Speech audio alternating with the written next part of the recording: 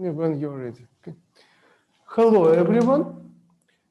So we start the consideration of chapter 4 on limit theorems of probability theory. So we are going to consider some parts from sections 4.2 and 4.4.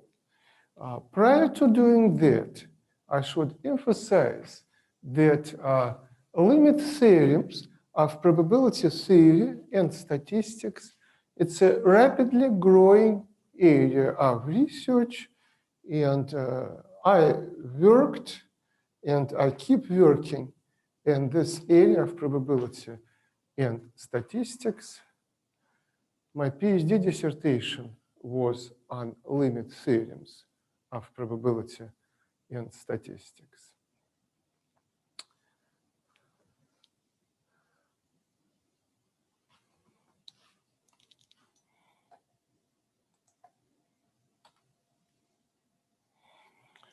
Of course, we cannot cover everything, and therefore we will concentrate primarily on two groups of results: the law of large numbers and the central limit theorem. These are just not one theorem and then the other theorem. These are the groups of results. And let me give you some references. So weak law of large numbers,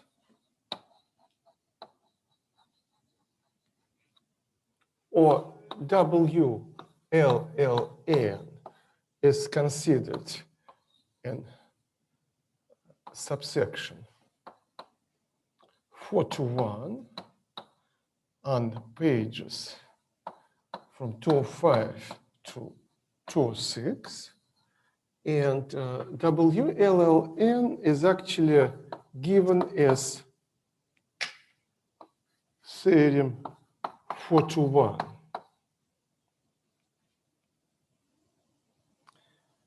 Weak law of large numbers goes to the work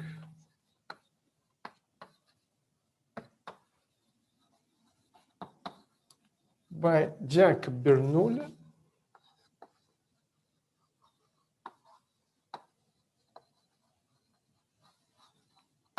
published in 1686.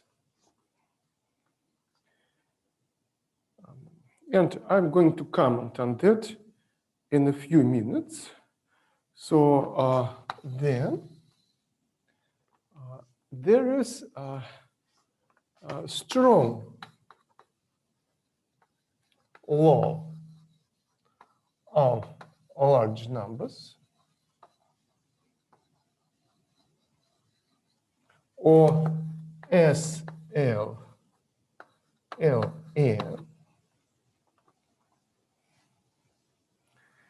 And this is considered in subsection 431. And the strong law of large numbers per se is given as theorem 432, page 211.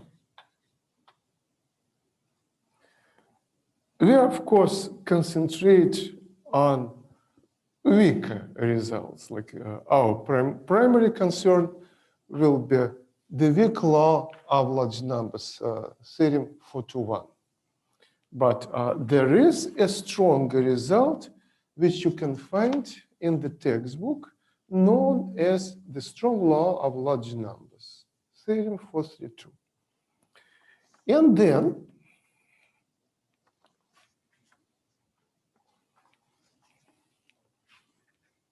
we are going to spend a considerable amount of time today and also in our concluding lecture 18 on the central limit theorem, or CLT,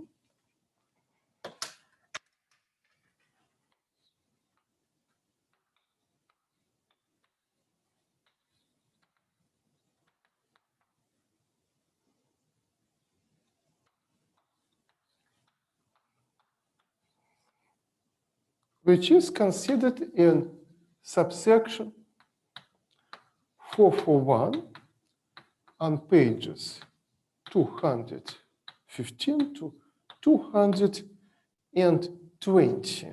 So this is actually the group of results.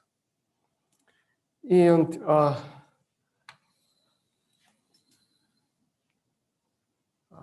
I want to say a few words on the original Jacob Bernoulli 1686 result. So we consider the sequence of Bernoulli trials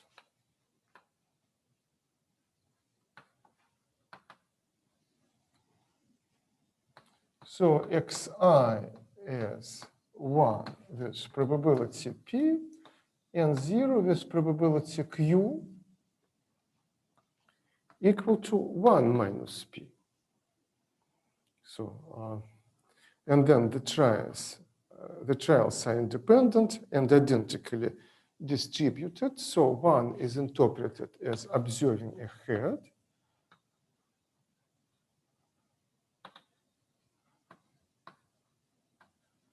Zero is interpreted as observing a tail. And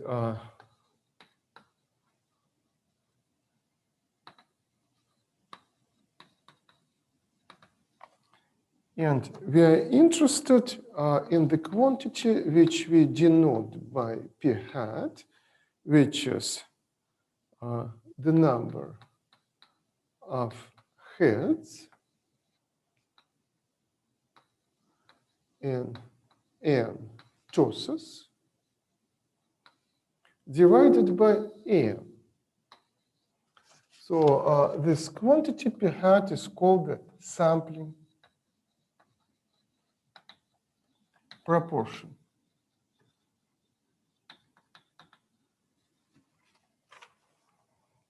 And this quantity will approximate the true probability of success p as n goes to infinity. So it's a heuristically natural result. Yes, so if we don't know the true probability of success in a single trial, we can approximate it by evaluating the total number of heads and finding the corresponding proportion of this total number of heads in n trials. So it would be a good approximation for the true probability of success for sufficiently large number of tosses. And this is historically the first and simplest weak law of large numbers type result. So you already have some ideas on what we are going to discuss today.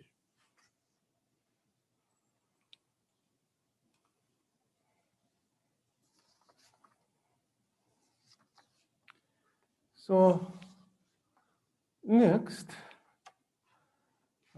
in order to present everything in rigorous form, okay.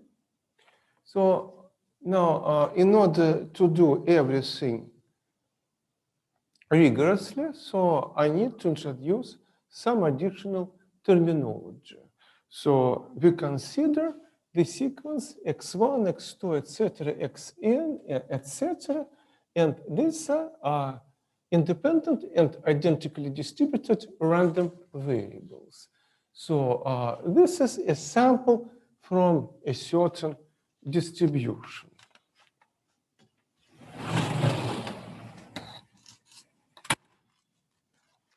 So I would like to introduce such notation that this sequence, which can be infinite, xn where n is greater than or equal to 1,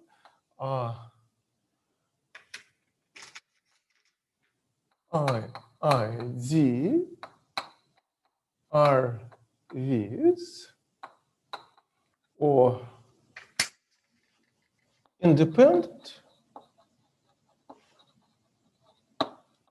and identically distributed random variables. Okay? And in statistics,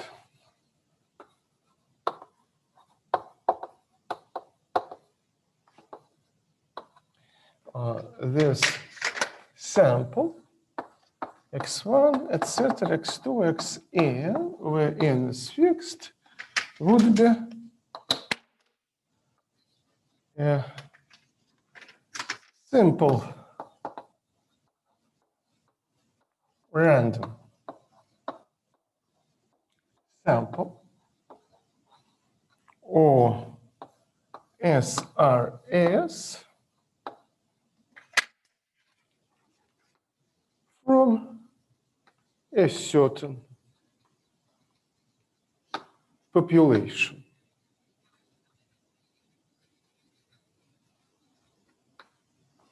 Okay, so it could be an infinite sequence of ID random variables, or it could be just a finite set of random variables. So they might just be numbers, say, if you already performed your experiment.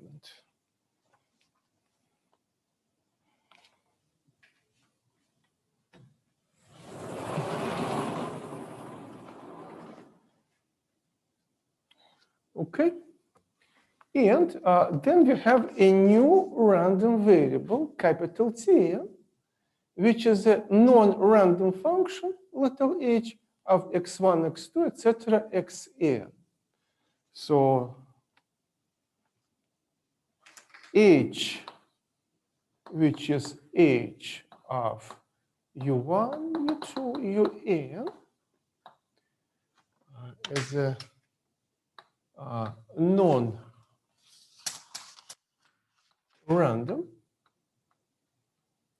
and reasonably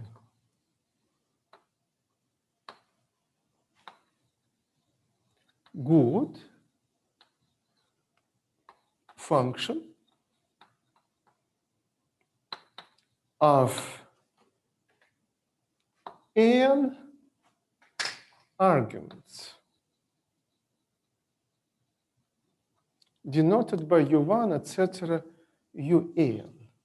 Hence, what we already learned, that capital Tn, which is defined as h, where we plug in x1, x2, etc., xn.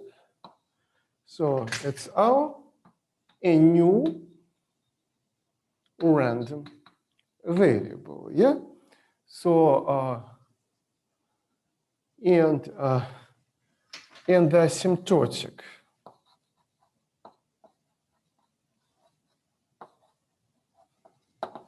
analysis, we are interested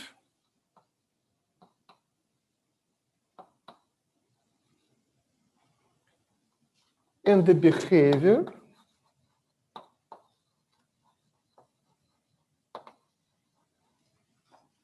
of this random sequence Tn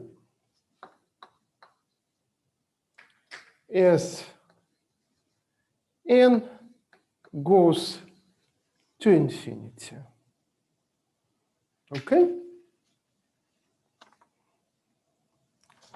And why do we need this at all?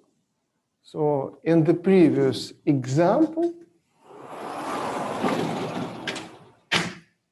so we consider p hat, which is the sampling proportion, But p hat is really p hat sub n. Yeah, so it does depend on the number of trials. So this quantity p n hat will change from n to n, but we expect that for a large number of trials, the dependence on the particular sample size is not going to be that essential. Yes, so eventually it should go to constant. Yes, so double tilde here will actually mean that it goes to this probability of success p in a certain sense, like it's an approximation, but we are going to make it a rigorous mathematical result on convergence.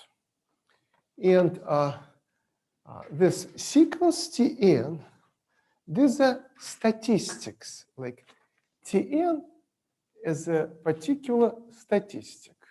So for instance, Tn can be x bar or the sample mean. So x bar also depends on the number of trials. So it's defined as 1 over n times the total sum of I from 1 to n of xi's. Yeah, where n is the sample size. And we are interested in what is going to happen with the sample mean as n goes to infinity. So we are interested in the large sample behavior. And there, of course, are other types of statistics, and we are going to consider them.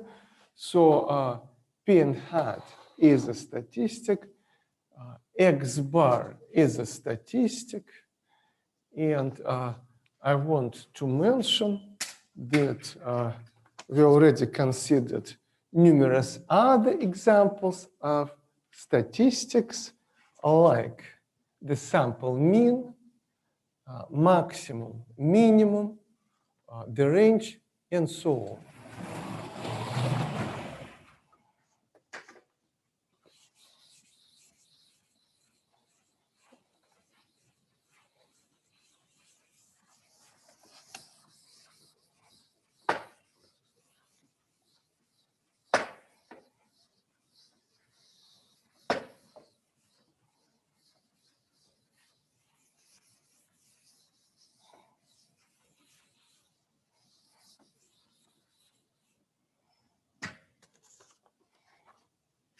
So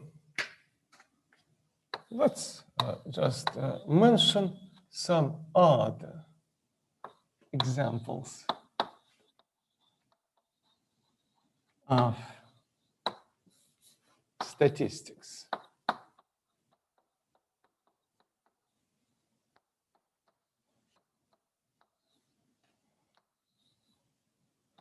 So you have just one statistic, like x bar is a statistic, but then we consider numerous statistics. Yeah.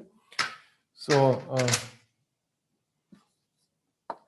s squared, which is our sample variance. And I would like to remind that it's 1 over n minus 1 times the sum over I from 1 to n of xi minus x bar squared. So it's a statistic. So if x1, x2, it's xn are observed numbers at our disposal, then s squared is just a number. But if we do not know the outcomes yet, then S squared is a random variable. Okay? And we might be interested in the asymptotic behavior of the sample variance. And it's actually an interesting thing to consider. We will not be concentrating on this today, though.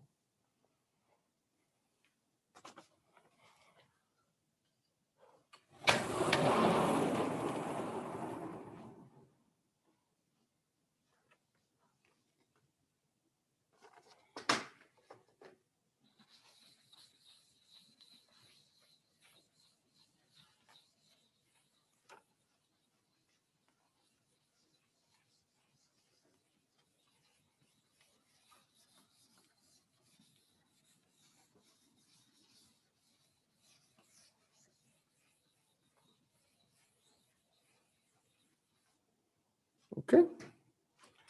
But other examples of statistics would be the maximum of our simple random sample x1, x2, xn, which we denote by x sub n in parentheses. And we will consider some examples concerning the behavior of the maximum. Then we could consider the minimum of x1, x2, xn, which is x sub 1 in parentheses. So these are also statistics. So the range R for the range is maximum less the minimum, or x sub n in parentheses minus x sub 1 in parentheses. We could consider IQRs, interquartile range, etc. Yes, so this would be all examples of statistics. Sample moments. So we'll consider other examples of statistics today. And this is needed because we might be able to make inference about particular model parameters. For instance, the sample variance will approach the population variance when the sample size approaches infinity. So statistics are needed to make inference about unknown parameters. But such topics are discussed in the follow-up status 60 or probability and statistics 2. Okay.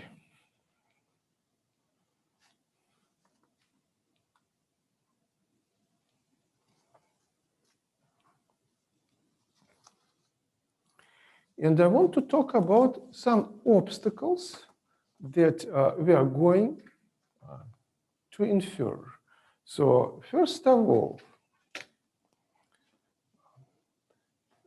we no longer deal with ordinary limits in calculus sense, because we deal now with random variables. Tn's are random variables which do depend on n. Therefore, we need to develop other probability theory specific concepts of limits. And there are actually several different types of convergence of random variables. And in this course, we will concentrate on such things as convergence in probability and convergence in distribution. So let me say a few words about these guys.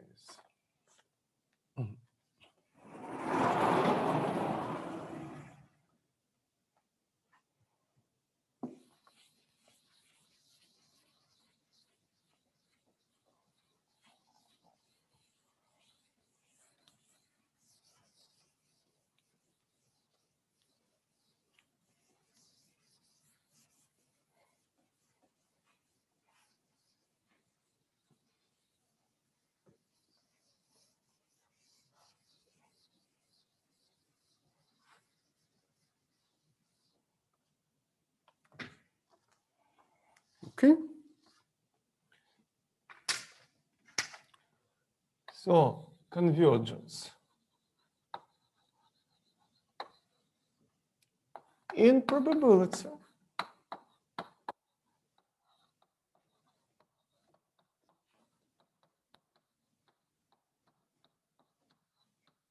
which we denote by horizontal bar superscript p. So as closely related to the property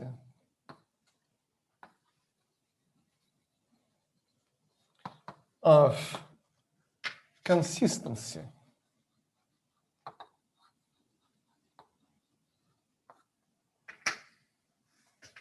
of estimators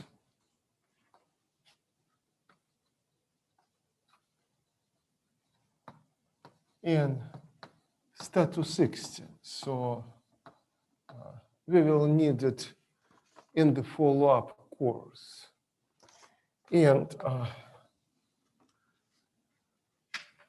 convergence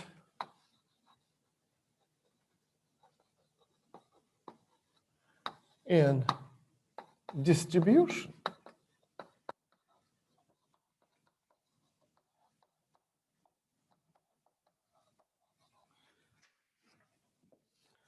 is also called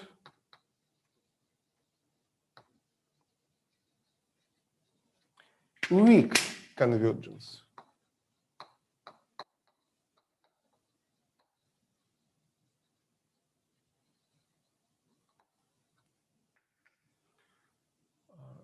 Convergence in probability implies weak convergence, but not vice versa. And there are other types of convergence, which I just want to mention, but I hope that some of you would be interested in this.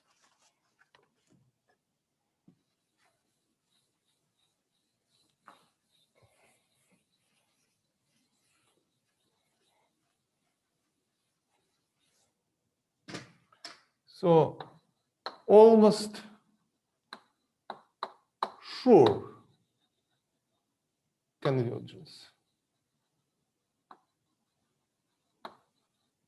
So this is convergence with probability 1.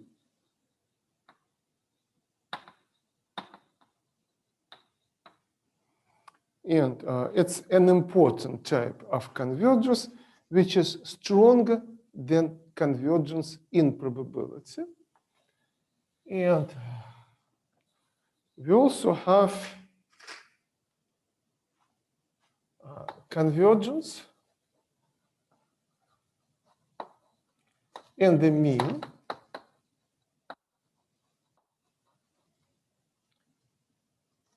and mean square convergence.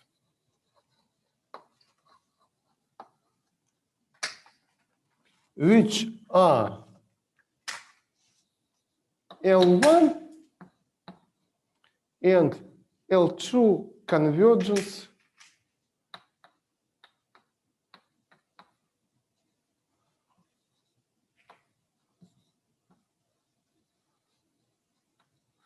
in analysis. So I know many statistics majors will eventually take STAR 457, our time series analysis course. So, and L2 convergence is needed for STAR 457, the time series analysis. Okay, it's needed for many other things. So math majors might want to learn about convergence with probability 1 or almost sure convergence, and L1 or L2 convergences as well. They are fascinating, but we cannot consider all of them. So this is just for your knowledge that there are other things being considered.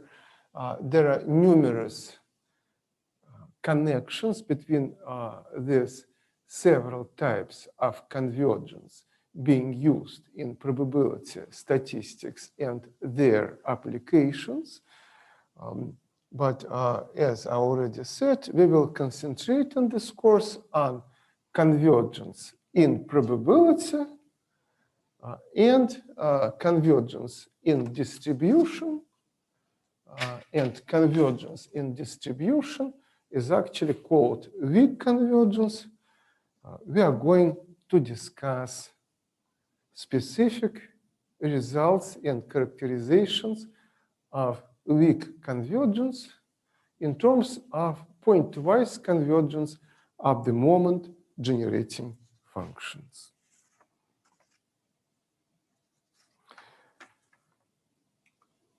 Okay, let me proceed with the rigorous definition of convergence in probability to a certain random variable. Okay.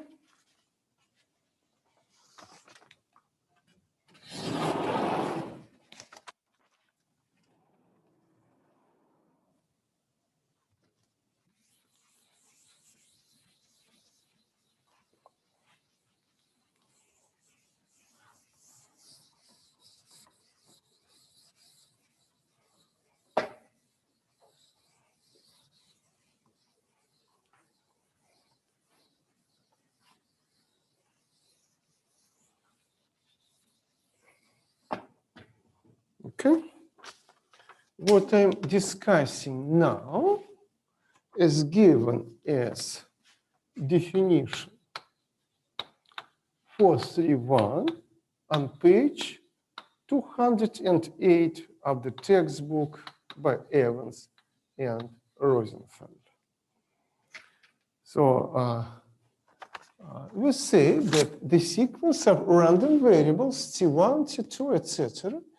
is said to converge in probability to a certain random variable capital Y if for any fixed positive epsilon, the sequence of the following numbers.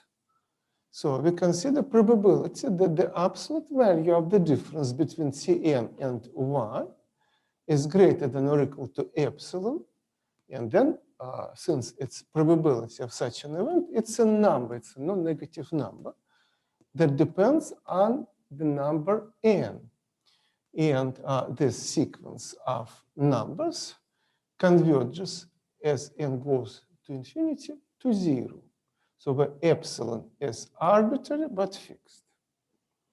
So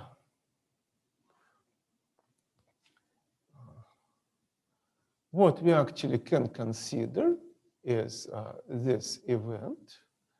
So it would be complement to this event. Tn minus y bar is less than epsilon by absolute value. This could be rewritten that Tn is between y minus and y plus epsilon. So this is our dotted line. So this corresponds to y. It's our limit. And then we consider the stripe of this size epsilon up and down. And what basically is being said is that for each such epsilon, we are eventually going to be within this region for sufficiently large sample sizes n. Yes, so we might have deviations outside this region, but deviations will be permitted only for reasonably small indexed values of our random sequence. Eventually, we'll need to get in and be there with probability approaching 100%.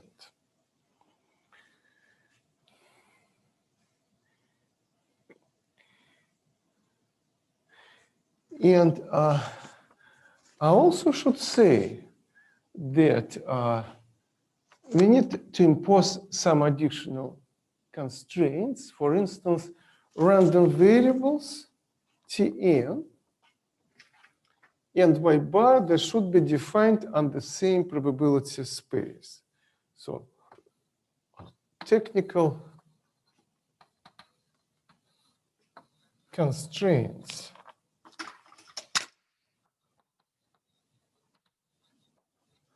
that we should keep in mind.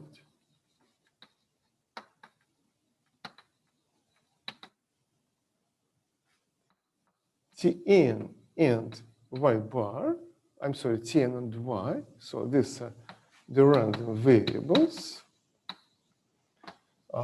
In order to consider their difference, they should be defined on the same probability space.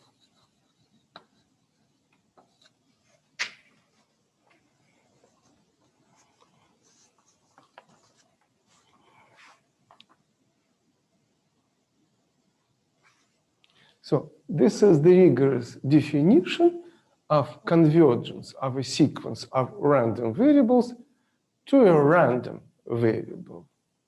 But let's consider a degenerate case. So it's a special case.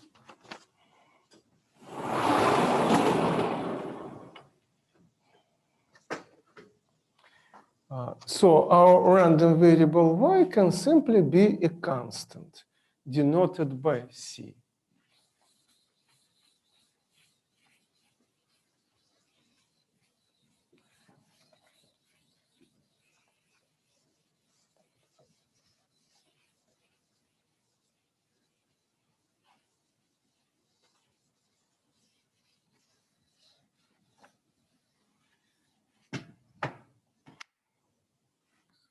A degenerate special case, random variable y is a constant C. So therefore, y is a point mass at C. Let's talk what it means. So in the previous definition, we replace y by C, and hence we obtain that the limit as n goes to infinity of probability that Tn minus C is greater than epsilon by absolute value approaches 0, where epsilon is an arbitrary positive but fixed number. But we can rewrite this, we can rewrite complement of this inequality as Tn minus C by absolute value is less than epsilon, or that Tn is between C minus epsilon and C plus epsilon. So basically in this degenerate but important special case, we have C in the middle, and this interval where epsilon is the margin of error is from C minus to C plus epsilon. And basically what is being said is that with probability approaching 1, the values of Tn will be within this interval centered at C. And of course, we can choose sufficiently small epsilon to make the margin of error small enough.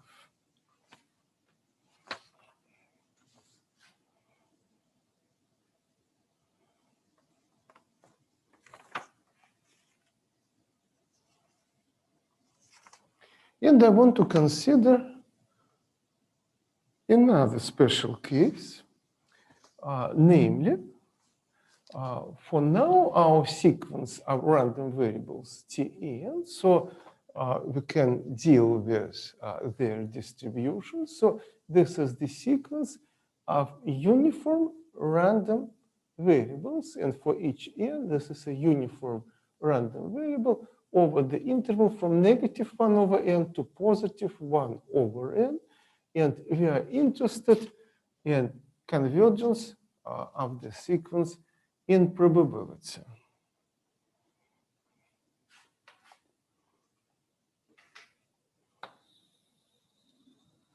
Let's build some intuition on what is happening. So when n is equal to 1,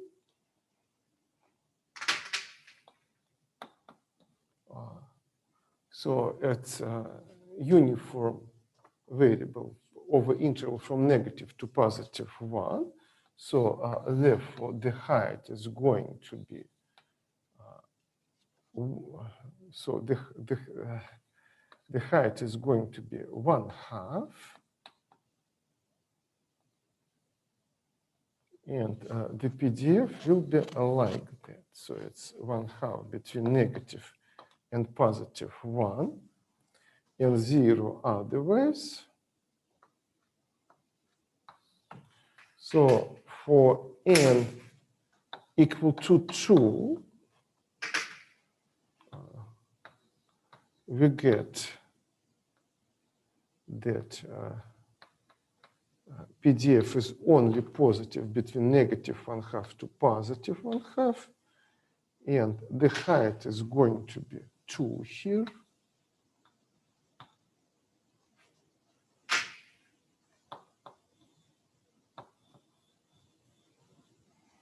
And to the left of -1/2, it's 0. To the right of +1/2, it's also 0.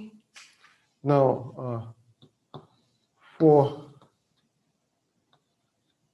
n equal to 3,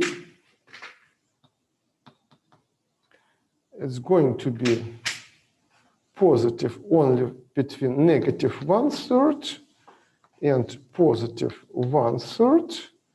And the height is going to be 3/2.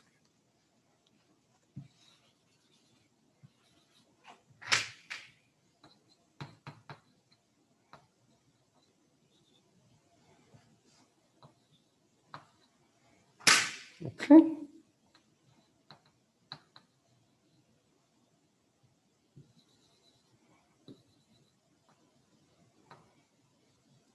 And then to the right of 1/3 and to the left of -1/3, we get a 0.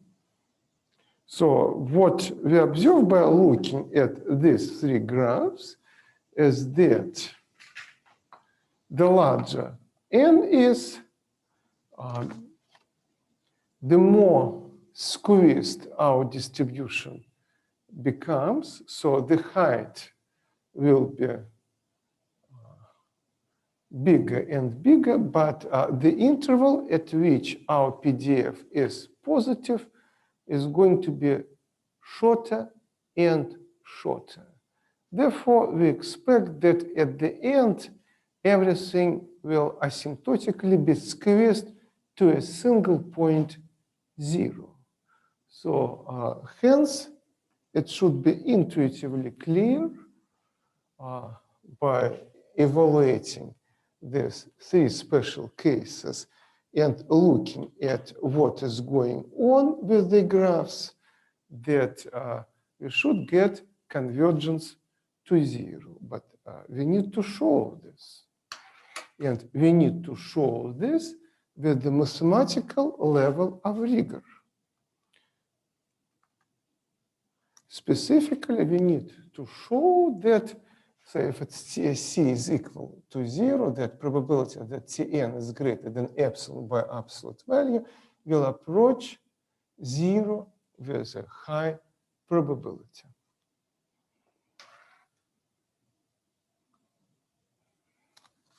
Okay.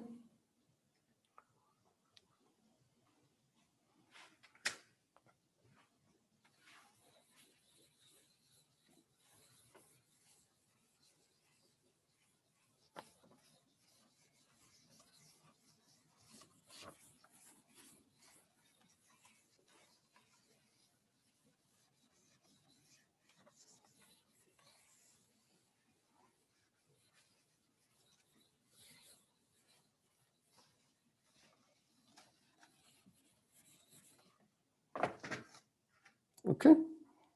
So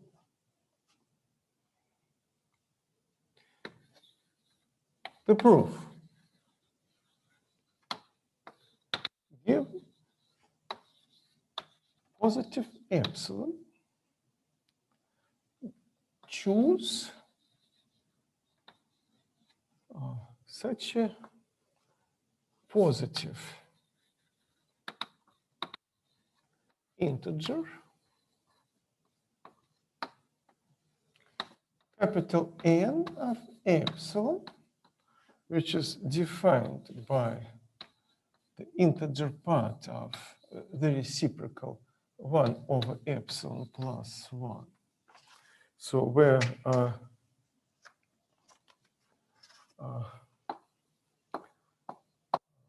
this is the integer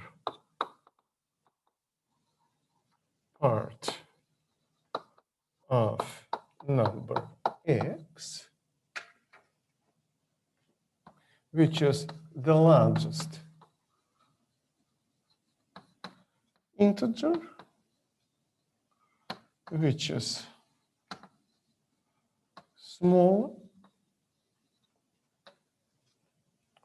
or equal to this number x. Yeah, so therefore n of epsilon is greater than 1 over epsilon, and it's integer. So given such epsilon, I, of course, can choose such a number. And let's look at what will be happening for little n greater than capital N of epsilon.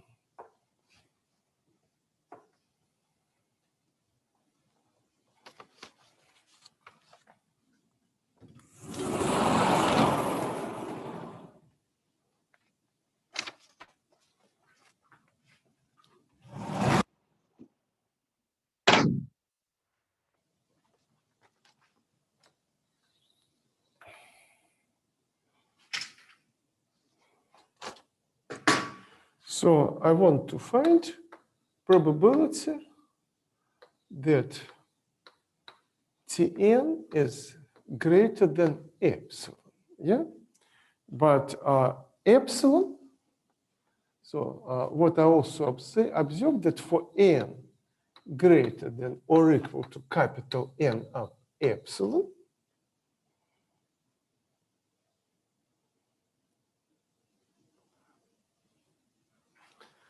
so n of epsilon is greater than 1 over epsilon. Therefore,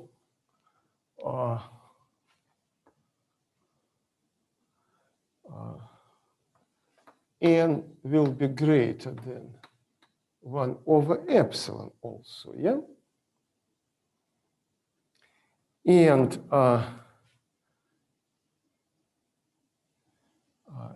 Tn, and then what I obtain that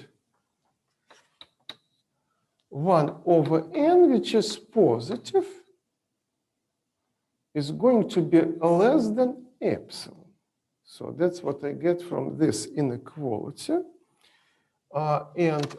Therefore, this event that it's greater than epsilon is going to be, so this is the event that Tn by absolute value is greater than epsilon,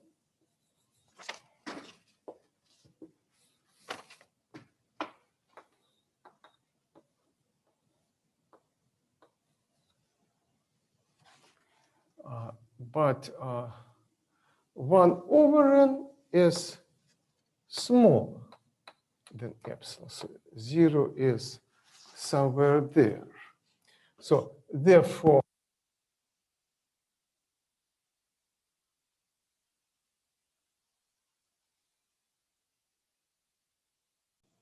okay.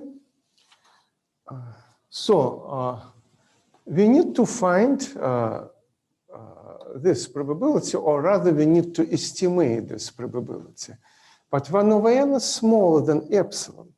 Therefore, our odds to be greater than 1 over n, that's what is to the right of 1 over n, should be bigger than our odds to be to the right of epsilon. Hence, this probability will be, of course, non-negative, but it will be less than probability that Tn is greater by absolute value than 1 over n.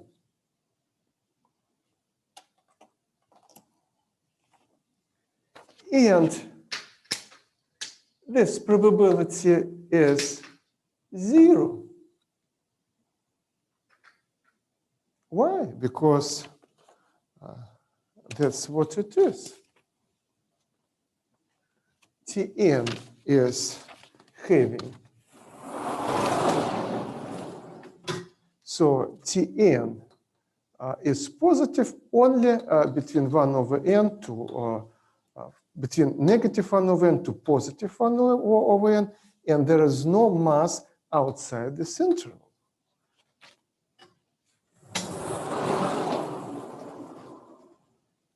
And what we obtain is that this probability for n greater than capital N of epsilon is between 0 and 0. Therefore, probability that the absolute value of Tn is greater than 0 is simply a 0 for n greater than or equal to capital N of epsilon. So if it's equal to 0, clearly it approaches 0, and we proved convergence in probability of the sequence to 0. So therefore, Tn approaches 0 in probability as n goes to positive infinity. So this is the conclusion that we are obviously making. So as you realize, so we had to use the epsilon delta language of calculus, so which is a useful technique in probability theory. And here I explained how we apply unions, intersections, etc. of events that was considered at the very first lecture of this course.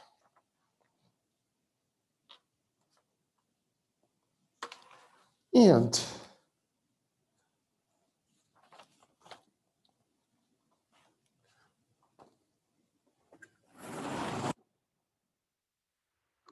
I already spoke about maxima and minima.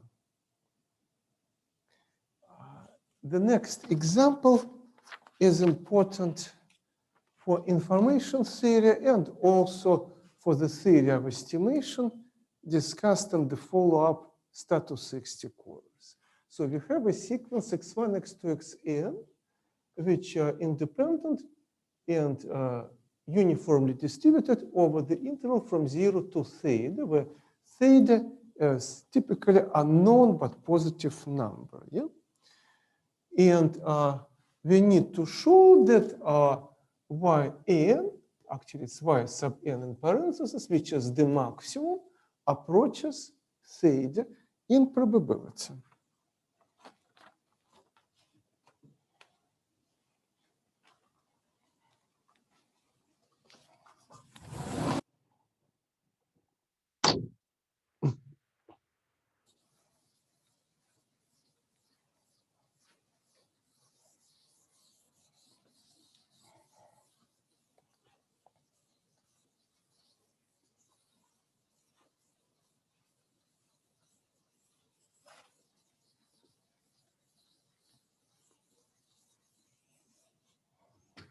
Okay.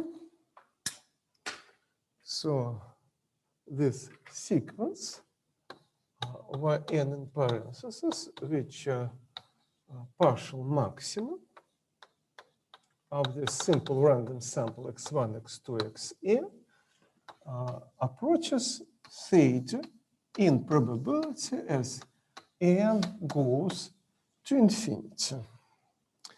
So first of all, I should say that here, probability that yn in parentheses is less than or equal to x, which is probability that xi is less than or equal to x raised to the power n, is going to be equal to 0 for x less than 0, 1 for x greater than or equal to theta, and it will be 1 over theta times x raised to the power n for x between 0 and theta. So we already considered this distribution of partial maxima, and since we know the CDF of uniform 0 theta distribution, so it's going to be the nth power of CDF of uniform 0 theta distribution, and that's how we got this formula. And it's also relevant that it's a special member of beta family.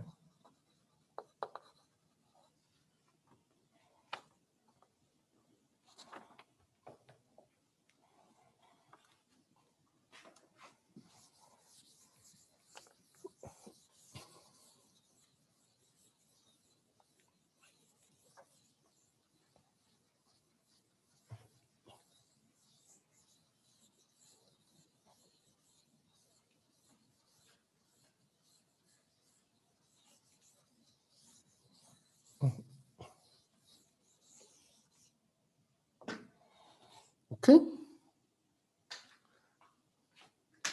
Now, in order to prove that it converges to theta, we need to find probability that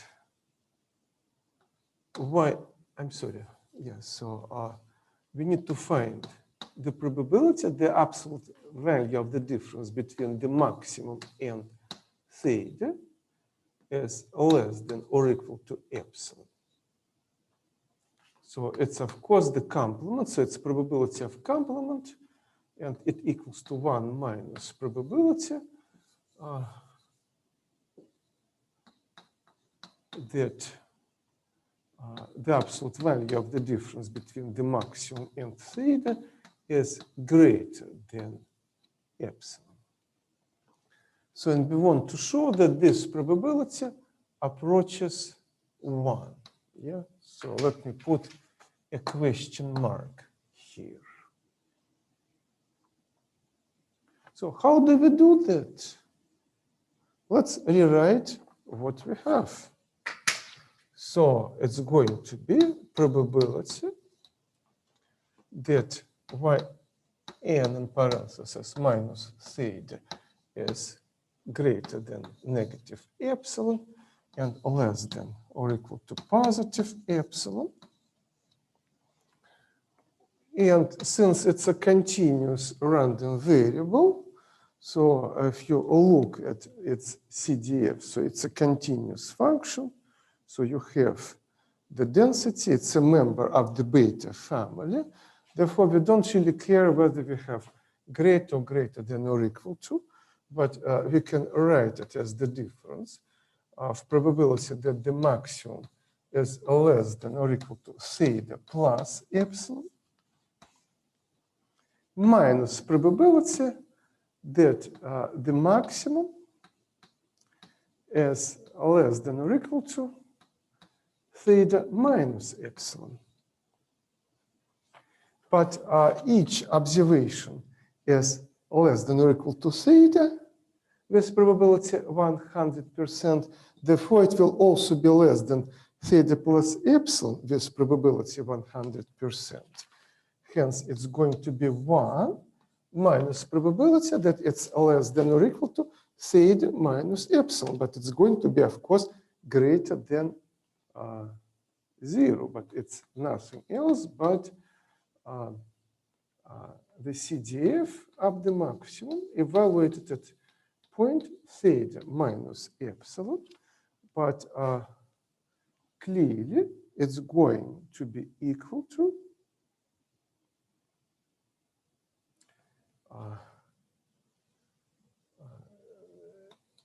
this is going to be x, theta minus epsilon, which is this number, divided by n, I'm sorry, divided by theta raised to the power n,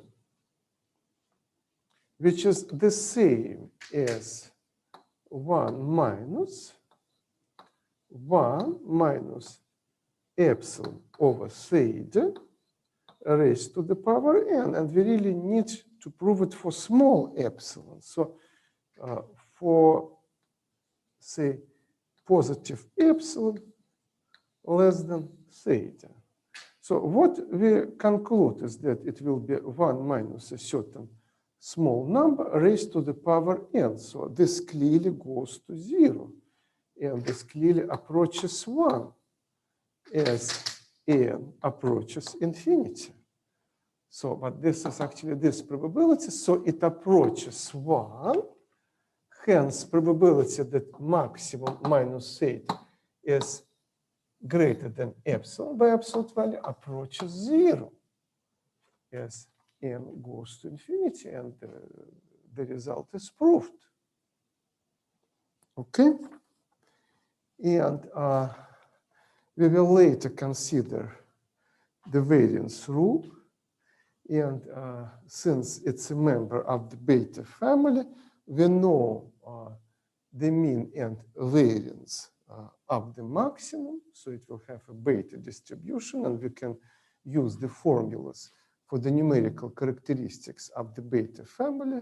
So we could show that the mean approaches theta and the variance goes to 0, and then apply the variance rule to be discussed later on. So when you go over this material and review it, try to redo this problem by using the shortcut approach given by the variance rule.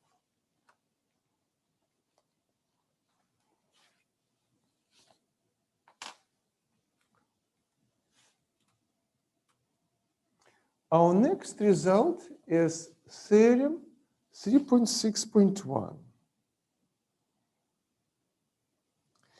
And this result has a particular name in probability theory known as Markov inequality.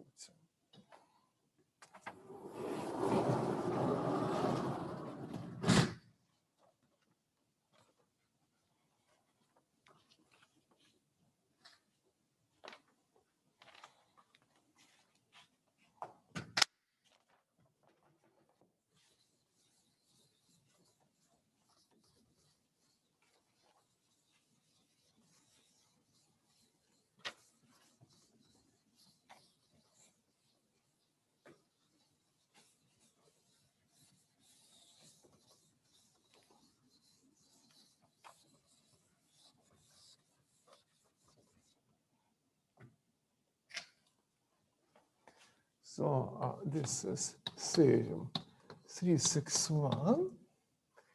And Markov inequality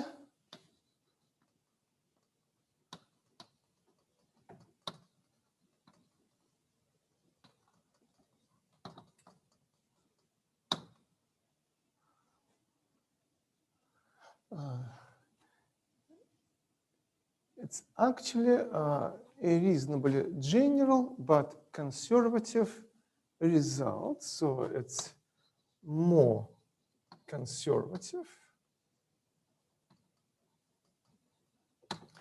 than the empirical rule.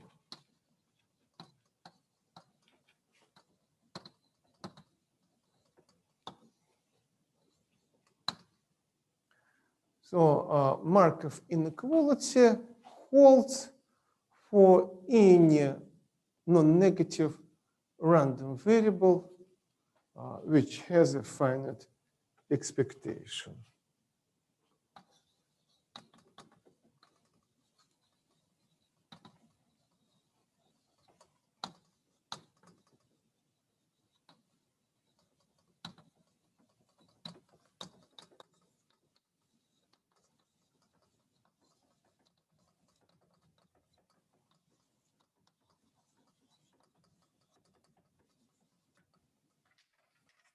So the result states that if we fix a positive number E, then probability that y is greater than or equal to A times A is less than the expected value of this random variable.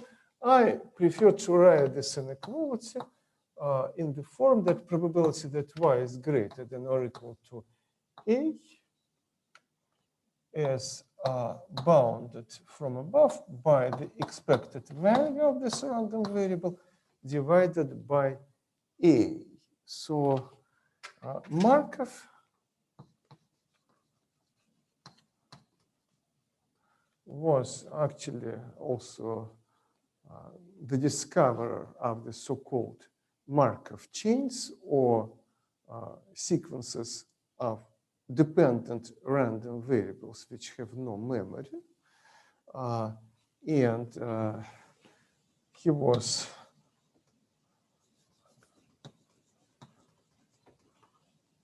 Chebyshev student and worked in St. Petersburg.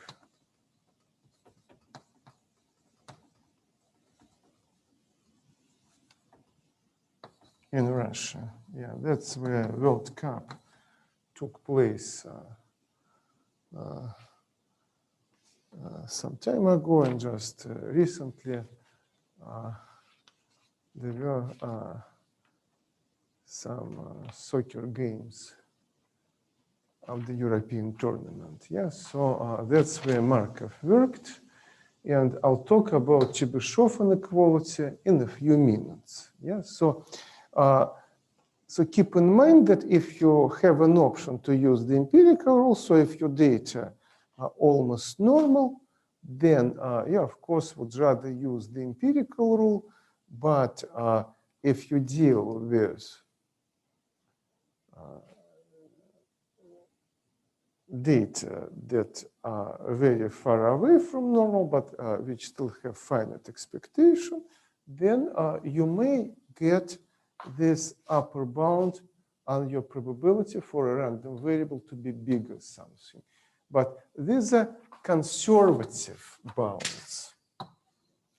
They're general, but not too accurate.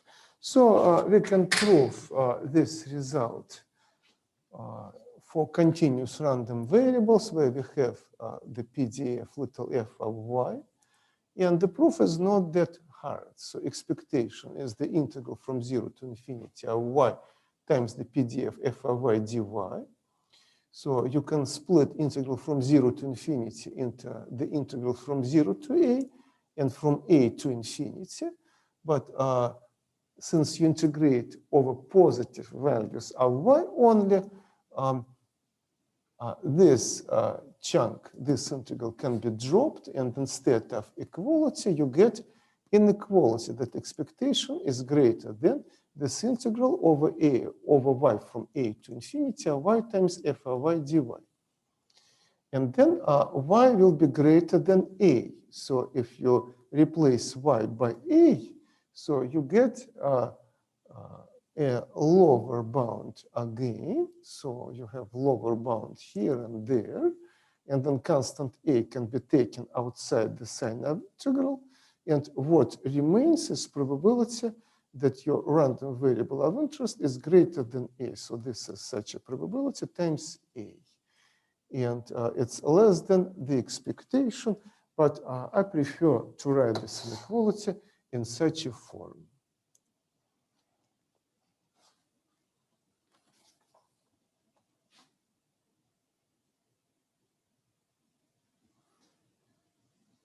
Okay, so yeah, I also want to say that this result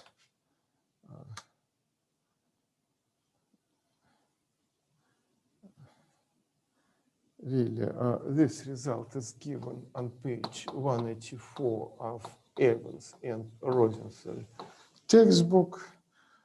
And so St. Petersburg hosted World Cup, but next year in 2022, it will also host the ICM Congress, or an International Congress of Mathematicians, will be held there.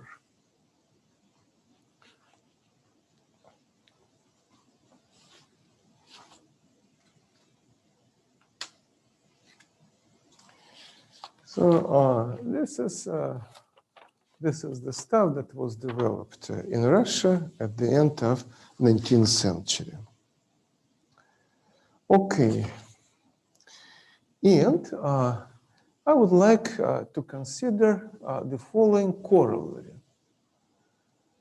So y can be just the absolute value of a certain random variable yn or xn minus another random variable x or ex or anything else. Like it can be a certain random variable or the absolute value of the difference.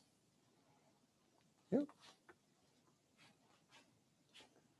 And so if we do that, so it can be x, or it could be expectation of x.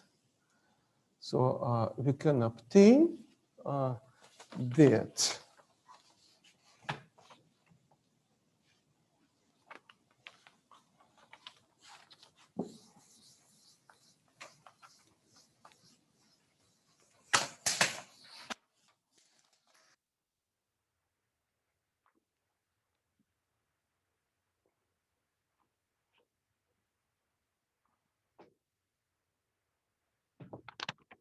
so we can obtain that if our random variable y is just xn minus ex raised to the power k. So this is what our random variable y is. Since we have absolute value, so it's non-negative.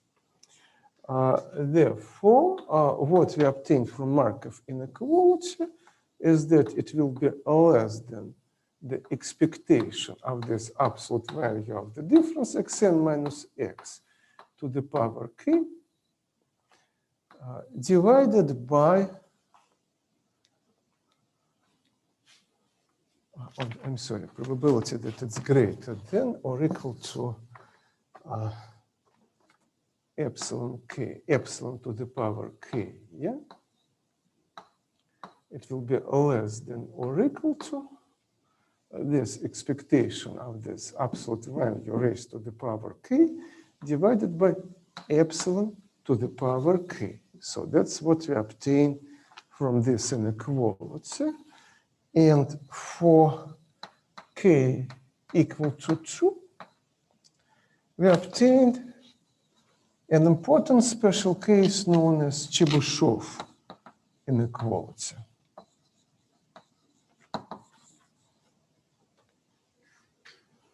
So Chebyshev was a big name in Russian science in 19th century. He was military general in the Russian army and did research in ballistics, in various mechanisms, also construction. So he frequently visited France, where he did a lot of applied research. And also he's known for Chebyshev polynomials, which are used in numerical analysis among many other areas of research.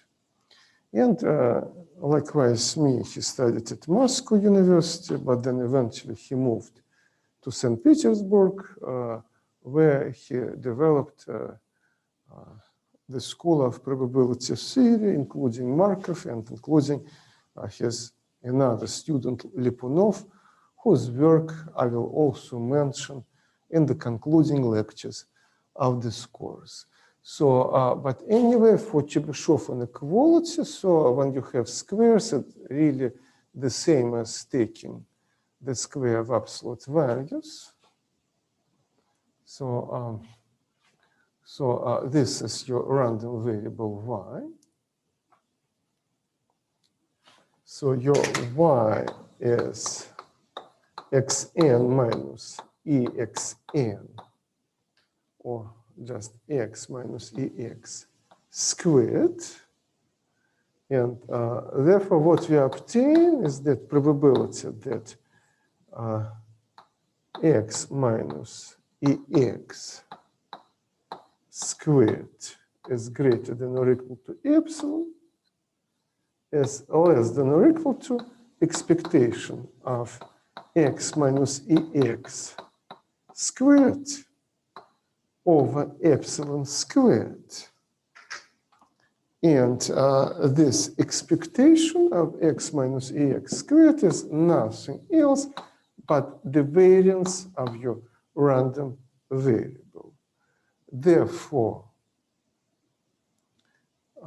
probability that x minus ex squared is greater than epsilon is less than variance divided by epsilon squared.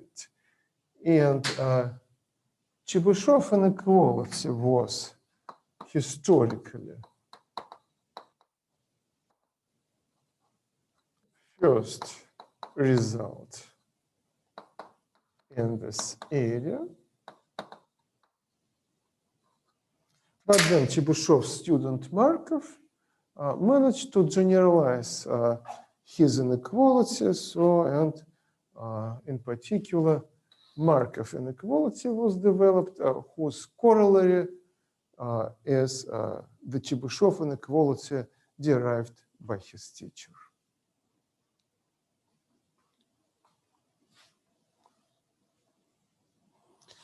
And I also should mention that Chebyshev inequality is given as theorem 362 on page 185 of the textbook.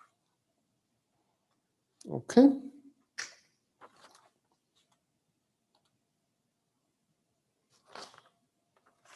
And we now need to consider the variance rule.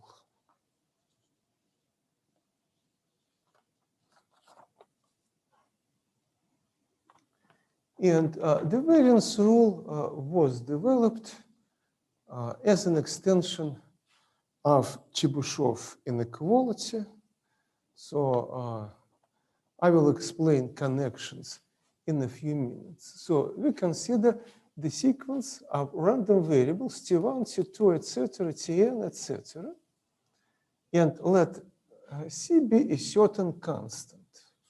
So we assume that there are finite means and variances of these random variables such that expectation of Tn, which is like it's a real valued number, so it's a sequence of real valued numbers, so it approaches C as n goes to infinity, where C is a constant, but variances of these random variables approach 0 as n goes to infinity, then the result states that such a random sequence Tn approaches this constant C in probability as n goes to infinity.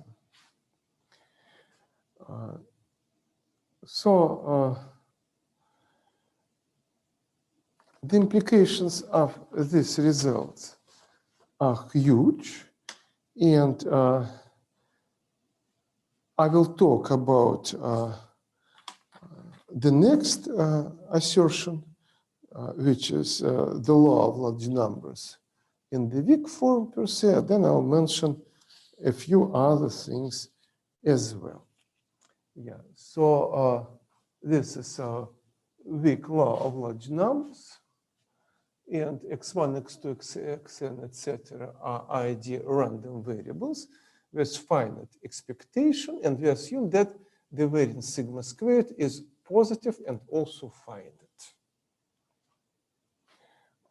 So then the sequence of sample means xn bar, which is 1 over n times the partial sum over I from 1 to n of xi, converges to expectation u in probability as n approaches infinity. So I should say that this result as just WLLN, but weak law of large numbers is valid under weak assumptions. Actually, we don't even need finite expectation for this partial averages or sample means to approach a certain constant. So it's just a special case.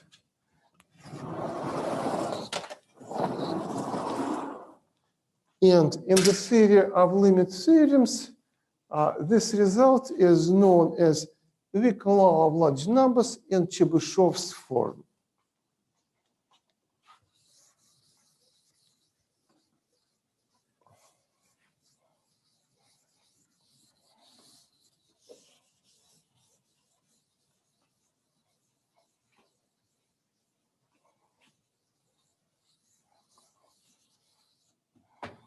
So this is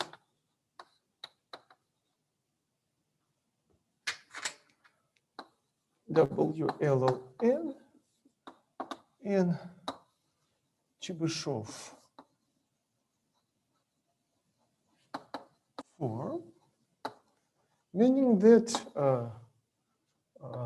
we impose unnecessary constraint that the common variance of xi's denoted by sigma squared is finite. There is a weak law of large numbers in Hinton form.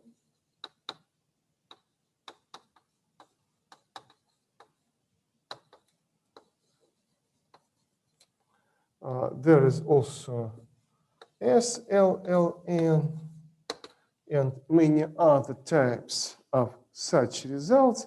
Say, for strong law of large numbers, we can prove it basically when expectations are finite, but the proof is rather challenging because this is the result. This probability 1, so it's almost sure result. And for weak law of large numbers in Hitchens form, we don't really need expectation. It could be expectation or it could be a certain constant. But we will talk about some other types of behavior for the sequence of sample means later on. But what you see here is just classic. So it's weak law of large numbers in Chebyshev's form. That's actually, this is the result. That was a motivation for the derivation of the Chebyshev inequality given here. Yeah, so we should mention that expectation of the sample mean is mu. So the mean of the sample mean is mu, and variance of the sample mean is sigma squared over n. So sampling reduces the variance by the factor of n. So as n goes to infinity, expectation equals mu, so it approaches mean, but variance clearly goes to 0 because it's inversely proportional to n. So we use the variance rule, and hence the sample mean approaches population mean mu with probability. It happens in probability. Okay. So, and for variance rule, we don't need to have that expectation is exactly this constant c. It can just approach a certain constant c. But in this weak law of large numbers in Chebyshev's form, it's exactly equal to mean mu.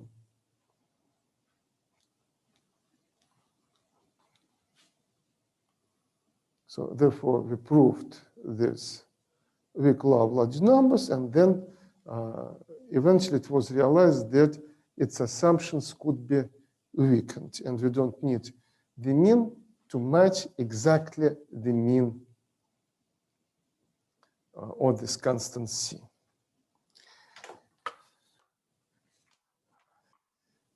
Okay.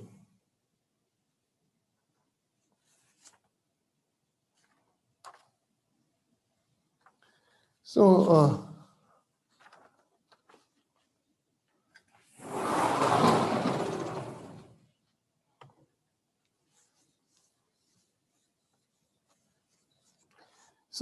let me go back to this example about uniformity.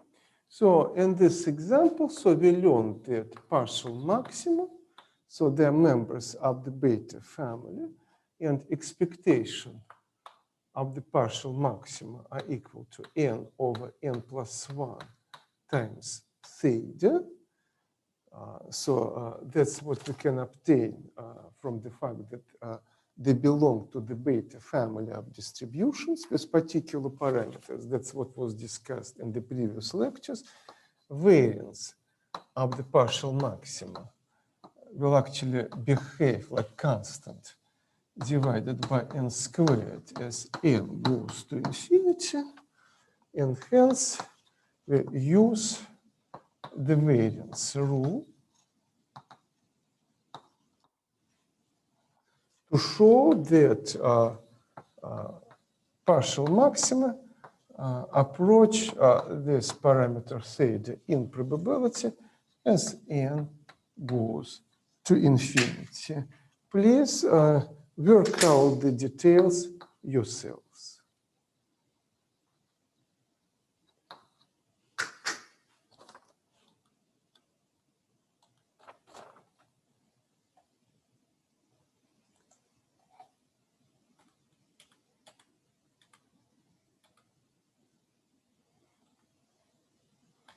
And let me now discuss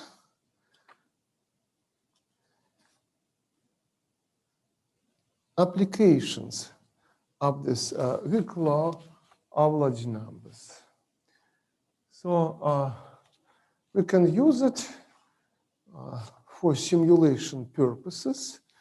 And we, for instance, can consider this quantity, which is 1 over n times the sum of I from 1 to n of xi squared. So this quantity is known as the sample second row moment. Yeah. So as n goes to infinity, should converge in probability to the second non-central moment e of x squared.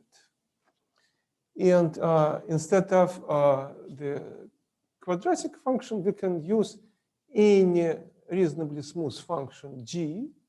So g is a non-random function. So the average of g of xi will converge to expectation of g of x as n goes to infinity, where x1, x2, xn, and x are ID random variables, like they have identical distributions. So we also can deal with convergence in probability of random vectors. So we can have pairs xn, yn, where both xn and yn are random variables, and such a pair of vectors can converge to a constant vector, or like technically speaking, it could converge to a random vector. But this would be a two-dimensional version of the weak law of large numbers. Yes, so such results are also available, but they're outside the scope of this course, but we can use an arbitrary function g here. So it's a special cases when g of u equals u squared.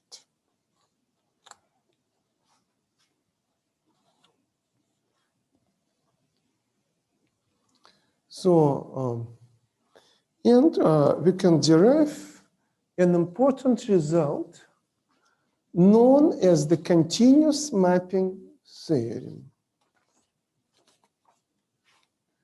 So let g of x be a nice, smooth function, or not necessarily smooth, but continuous at point x equal to c.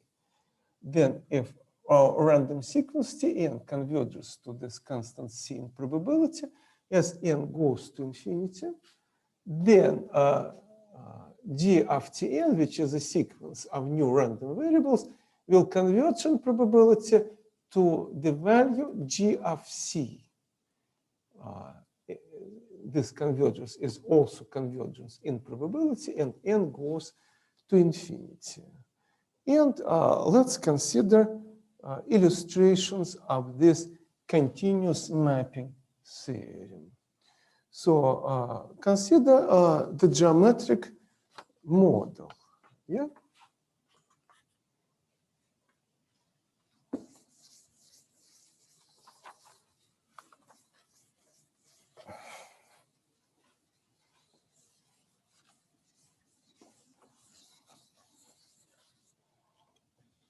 Okay.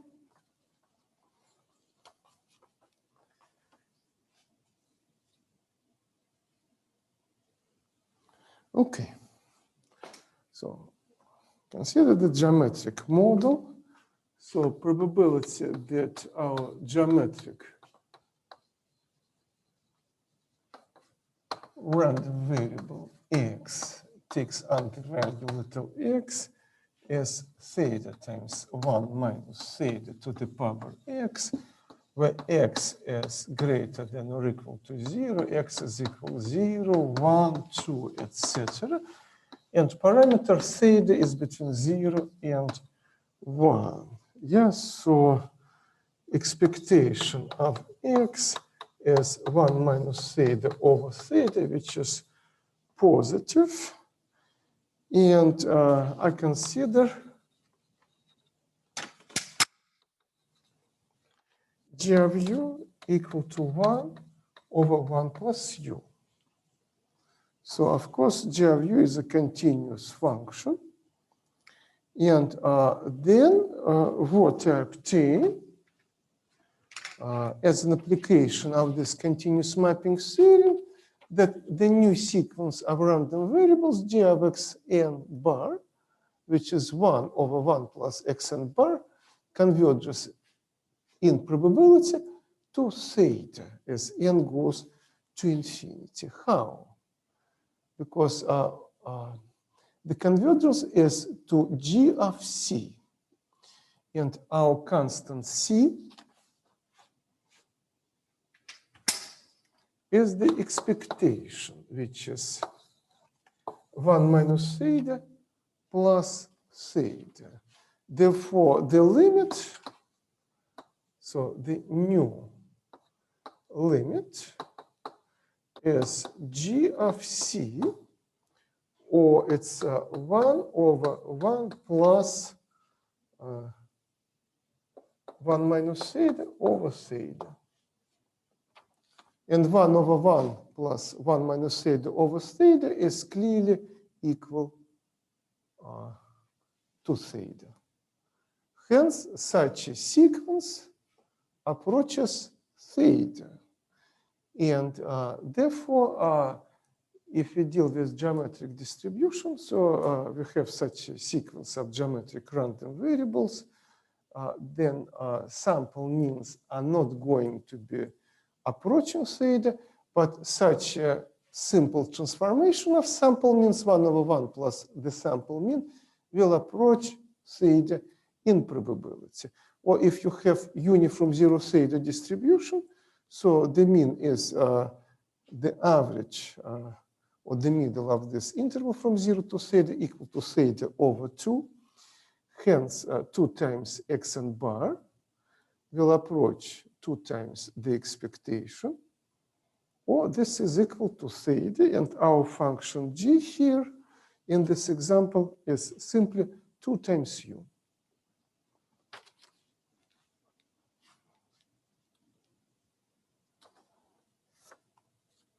So now let's talk about convergence in distribution, which is a weaker convergence. And as I said at the very beginning of today's class meeting, this is also called weak convergence.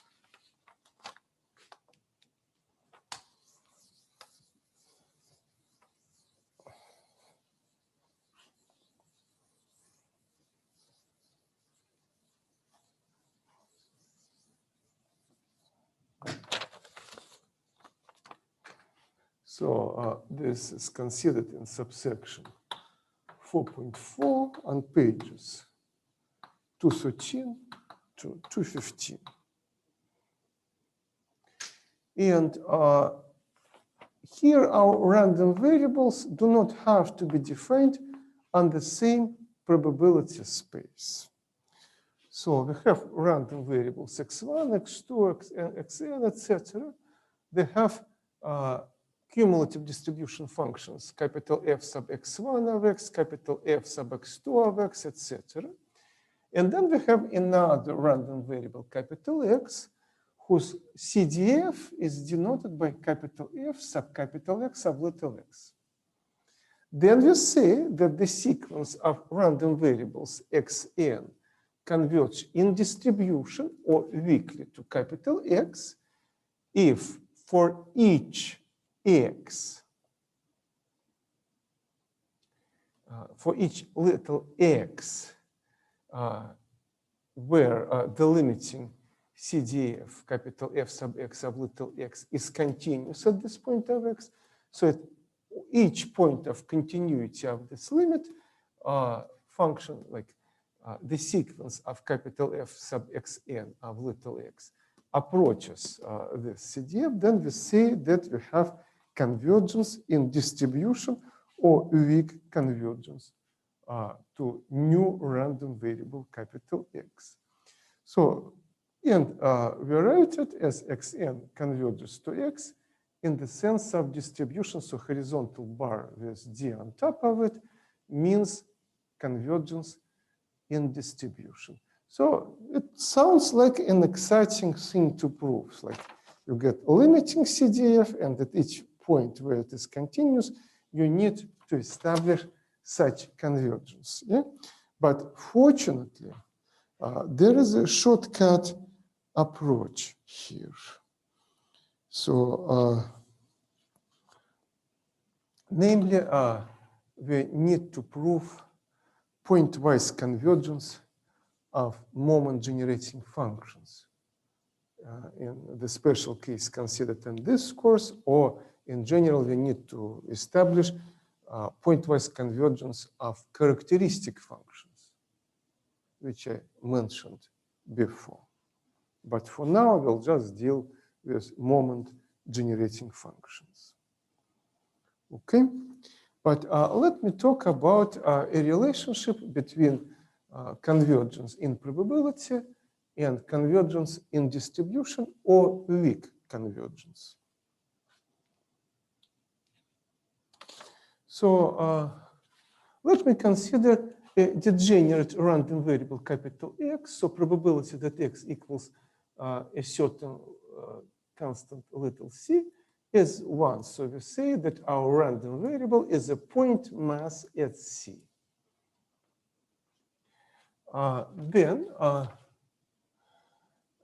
we should say that convergence in distribution to a certain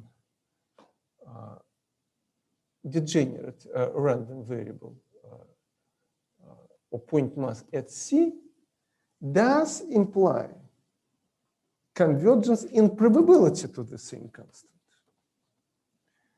And convergence in probability to a non-degenerate random variable does imply convergence in distribution to the same non-degenerate random variable. But in general, convergence in distribution to a non-degenerate random variable does not imply convergence in probability to the same variable. Like when you deal with convergence to a constant, that's okay. You can get convergence in probability to the same constant. There are numerous counterexamples to show that this is not the case.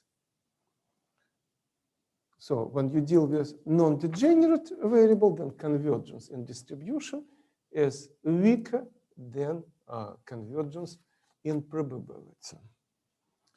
So, dealing with various types of convergence is a fascinating topic. So I worked on numerous counterexamples and have some papers published with interesting examples of where convergence and distribution holds, but convergence, say, in mean square does not, and so on. But I want to proceed with an important result, which is really a useful characterization for weak convergence that we are going to implement in numerous examples. So this is theorem 442 on page 215.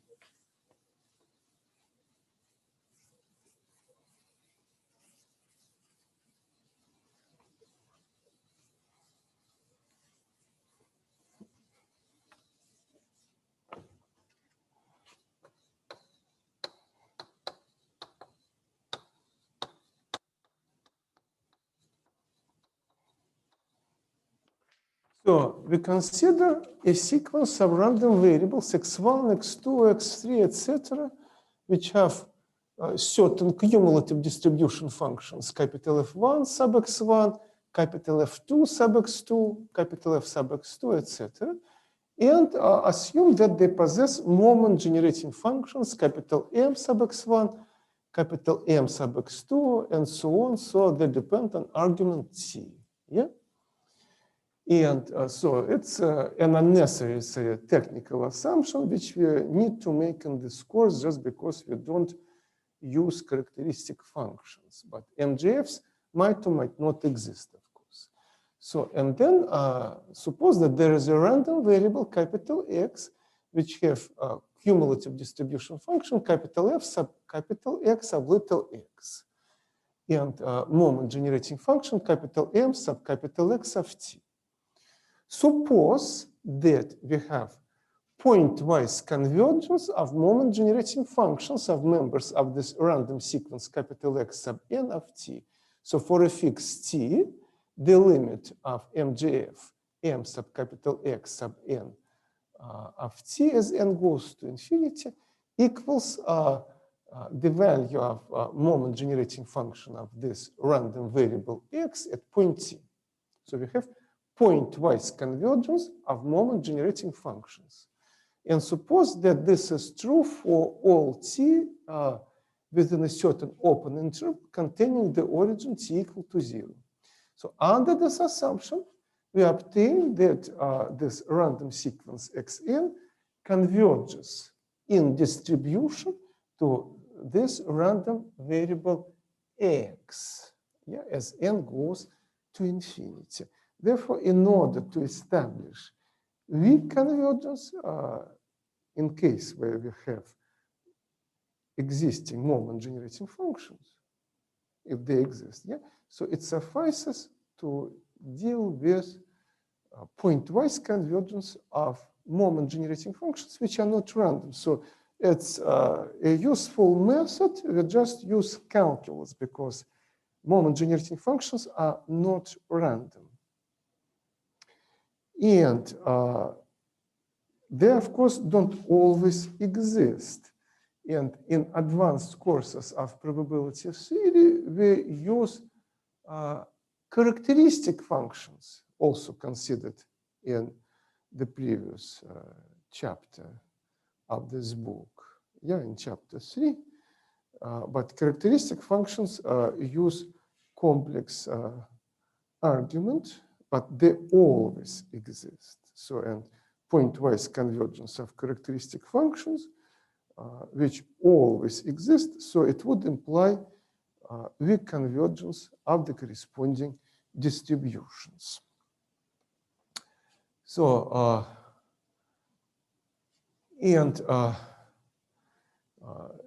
of course, it makes some sense because there is a one-to-one correspondence between moment generating functions and cumulative distribution functions, but that's how we are going to establish the convergence of sequence of random variables. So to conclude this lecture, I want to mention a beautiful result which is given as example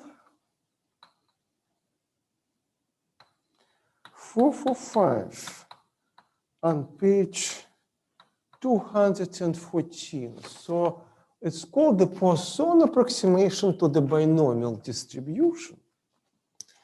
But it's also known as the Poisson law of small numbers. And historically, this is how the Poisson distribution was originally discovered by French scholar Simon Denis Poisson. Yeah, so let's discuss this result and then mention some of its extensions. So we have a sequence of binomial variables. So we have xn, which is binomial, with the number of trials n and the probability of success in a single trial depending on n. Yeah. So suppose that Pn is lambda over n. Lambda is a certain fixed positive number, n goes to infinity eventually. But actually, we really need that n times Pn approaches lambda as n goes to infinity. We don't need n times P of n to be exactly equal to lambda. Yes, so it approaches a certain positive constant. So lambda is positive and fixed. Then, under this assumption, such a sequence of binomial random variables will approach Poisson random variable with parameter lambda. And this result is proved by using this theorem. So we need to prove pointwise convergence of the moment generating function. So theta is actually the same as Pn. Say Pn is lambda over n. Yeah. So moment generating function of binomial distribution with n trials and probability of success theta is in the single trial is theta times e to t plus 1 minus theta raised to the power n. That's what we discussed before. So we assume that theta is lambda over n, although it's not necessary for it to be exactly lambda over n. It can be lambda over n asymptotically. So we plug it in. So therefore, MGF is lambda over n times e to t plus 1 minus lambda over n raised to the power n. Then we take this 1 separately, and then it will be 1 plus something which is inversely proportional to n. So it will be lambda times e to t minus 1 divided by n raised to the power n. And it will be 1 plus x over n raised to the power n.